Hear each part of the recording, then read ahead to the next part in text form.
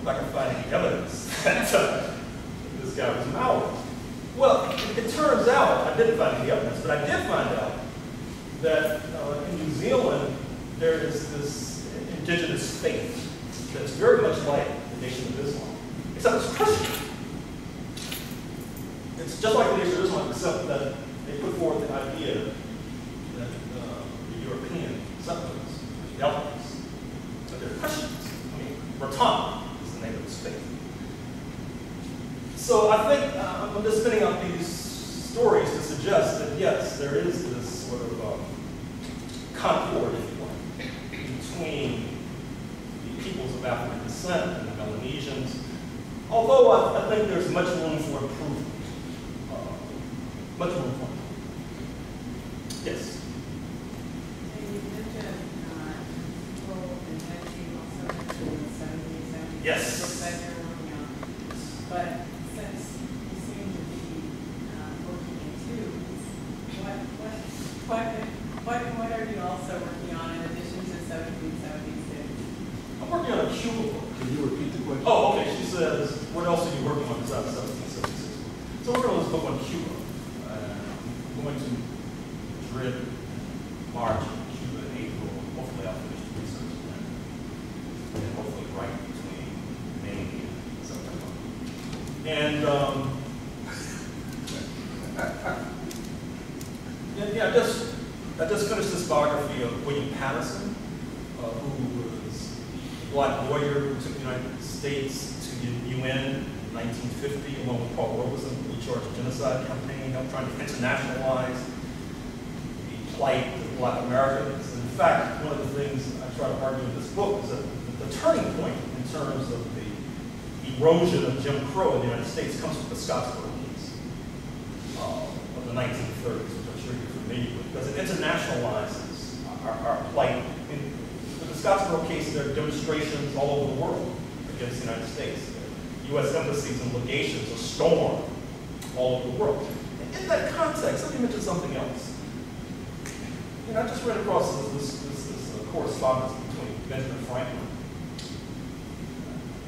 I'm sure you have pictures of him in your pocket too. More of them. Oh yeah, of course. And this correspondence between Benjamin Franklin and this parliamentarian from London.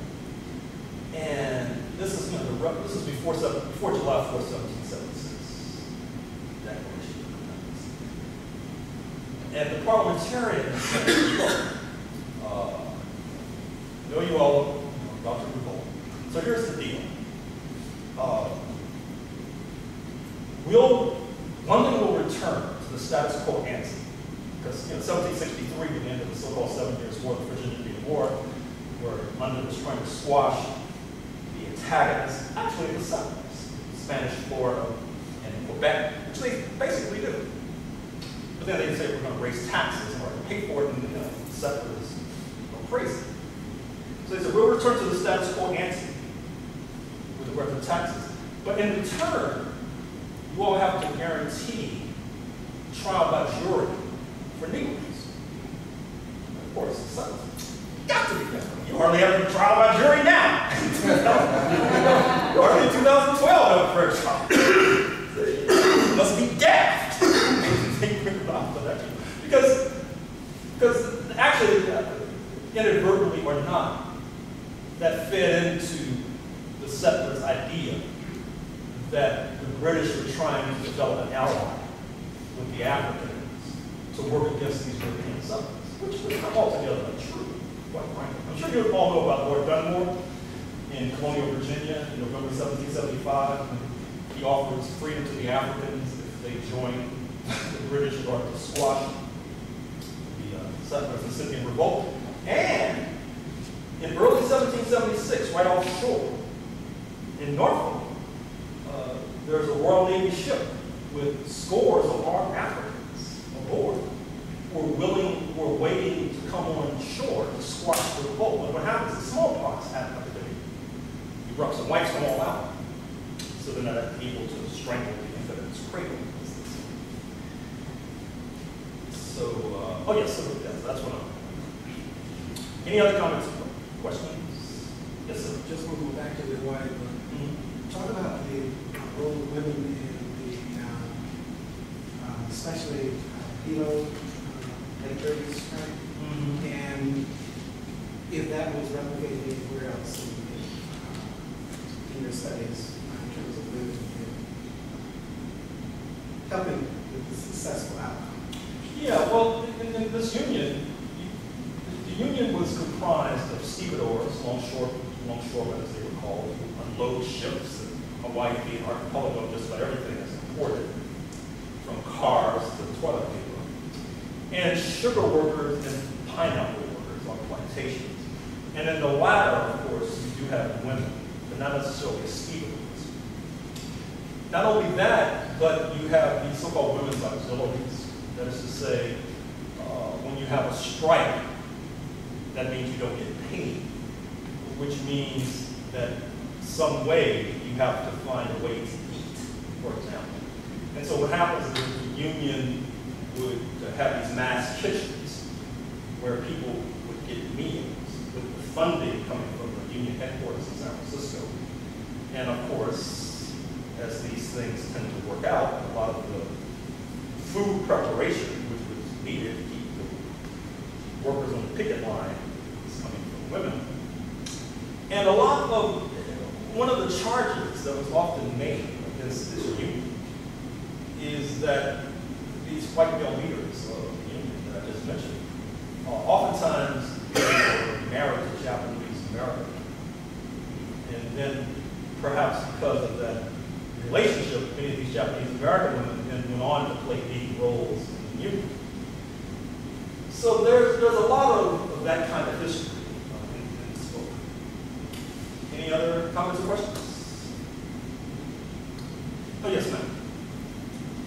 What you're saying, well, I guess it's sort of a new way of processing my long-standing belief that the War of Independence was not necessary, and that it's just a sign that of our being a developed people from the very beginning. It was just overkill. So now I'm thinking that this whole dynamic that you're talking about, now I'm wondering how much of that was really, I mean, I'm not saying that the founding fathers didn't have a point. What I am saying... Remember, this is on tape. You too. Be careful. Parse your words carefully. What I am saying is that we would have gained our independence eventually without a war. Well, look at Canada. I mean, Yeah. it's a social science experiment. I mean, look at the comparison. And not only that, the historians haven't done a very good job. I mean, for example, you're always heard of the 13 colonies. What about Florida? Florida, between 1763 and 1783, after 7 years' war, was under British rule. Why did Florida revolt against the Crown? Well, one of the reasons was that you still had, in what is now St. Augustine, which carries a reputation of being one of the oldest cities on the North American mainland, you still had these Negroes with guns there. In fact, the armed Negroes that I was just talking about off the shore of Norfolk in 1776 early were from St. Augustine. And so one of the reasons why Florida revolt is because you had a lot of Negroes with guns and influence there. Or even why did Quebec revolt? Everybody knows Quebec was arrested. You had a lot of debate even as we speak about Quebec seceding from Canada. And Quebec at that time was under British rule. I mean, yeah, I don't think these historians have done a very good job, quite frankly. And I think also that, well, I'll just stop there because I can. So, any other comments or questions? Well, thank you very much. I appreciate it.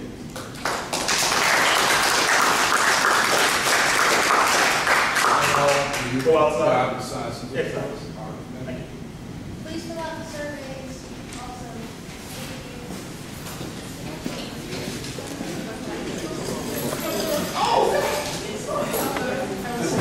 Sundays, how do you know? feel like I